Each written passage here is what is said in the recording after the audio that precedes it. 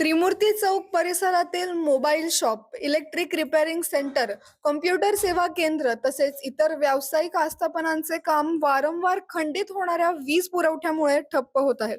वीज नसल्याने ग्राहकांची मोबाईल, इलेक्ट्रॉनिक उपकरणे आणि इतर दुरुस्तीची कामे वेळेत पूर्ण होत नसल्याने दुकानदार आणि ग्राहकांमध्ये वादाचे प्रसंगही घडत आहेत.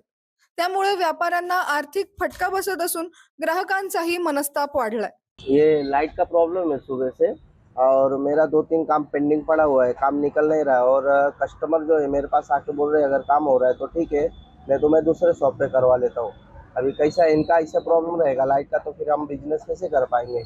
हमारा प्रॉब्लम ही आता रहता है, महीने में तो जब देखो तब लाइट कटते रहता है। वन वीक म्हणजे एक हफ्ते में एक बार 2 बार ऐसे बीच बीच में काटते रहते लाइट। अभी सुबह से लाइट नहीं है लेकिन काम रुका हुआ है, अभी क्या कर सकते हैं उसके लिए? तर मी आल्यापासून लाईट गेलेली आहे आमची. तर अशी अचानक थोडा जरी 2-4 थेंब पाणी आलं तरी लाईट जाते, याचा काही म्हणजे शासनाकडून काही गोष्टींचा पाठपुरावाच नाही. आता आमचे मिक्सर, शेगड्या, पॅन्डल, मोटरी अशा बऱ्याचशा गोष्टी बंद पडलेल्या आहेत. कस्टमर फोन करताय, कधी वस्तू देता, कधी वस्तू देता.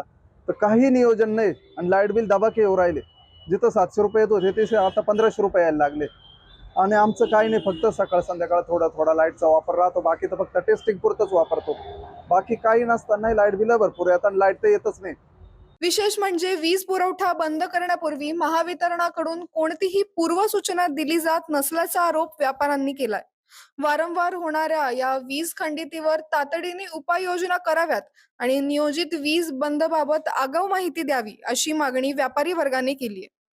प्रतिनिधी नितीन चव्हाण, आपलं नाशिक.